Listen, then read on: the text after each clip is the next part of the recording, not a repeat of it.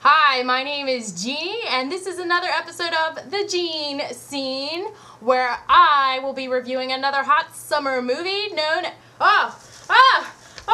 okay, wait a minute. That's just my younger sister, Samantha. Everybody, Hello. Samantha.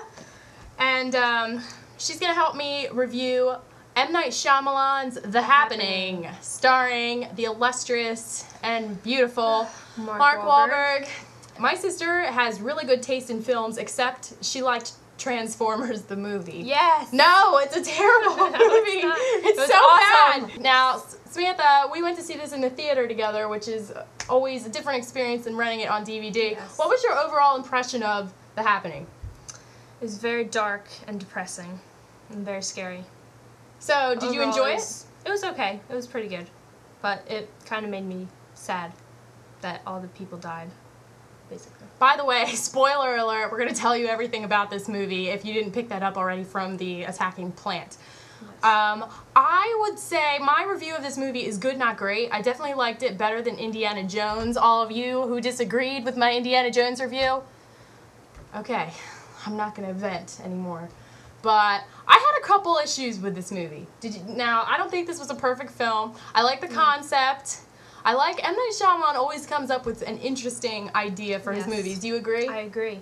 And he always wants a big twist in there. He wants a big surprise. He always comes up with something that we really haven't seen before. But I really think he misses the mark as a screenwriter in a lot of ways. Yes. Now, first, let's talk about him being a director.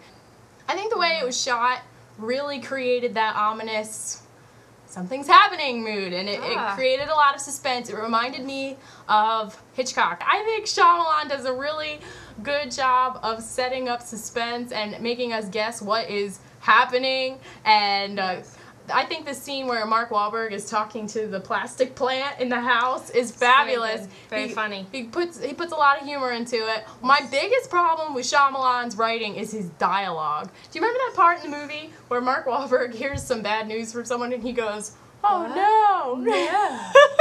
And everyone in the theater, everyone laughed out loud, Yes. and they weren't supposed to laugh out loud at that part. And I think that's partly because Shyamalan, you just don't know how to write good dialogue sometimes. You just really miss the mark. And speaking of the mark, Mark Wahlberg, what did you think about his performance? I think he was kind of a sissy. After seeing The Departed, where he just beats the junk out of guys, you know, or in like Four Brothers, where he is real tough. Yeah, and where he's really tough and he like gets in people's faces and everything. Compared to that, he was just like a wet sponge. Sissy. Oh, another problem I had with this movie was the climax. I won't get into it too much, but I mean, that's Sixth Sense. Sixth Sense, Signs, even Unbreakable, like even his bad movies have an awesome climax. This movie just, I didn't give a crap about it because the dialogue made me not care about the characters as much as I was supposed to, and then by the time the climax happened, I really didn't care enough. How did you feel? Same exact way. It was disappointing. It was like, what? Okay, I guess that's the end. That's just like stupid. What the heck, you know? Yeah, Definitely. My sister has a little warning for all of you out there with small children. Don't take them to see it. It's a little gory. The television promos did advertise this movie as Shyamalan's first R-rated movie, and it's not good for all kids. But I don't think Shyamalan used the blood and the goriness and the special effects to the best effect. Well, I think it was rated R because the content in it is kind of so shocking and not People killing gory, themselves. but yeah, there's a lot of No, but there was more. suicide There was way more gore in this than there have been in any of his movies. Case in point, the lion scene. Yes.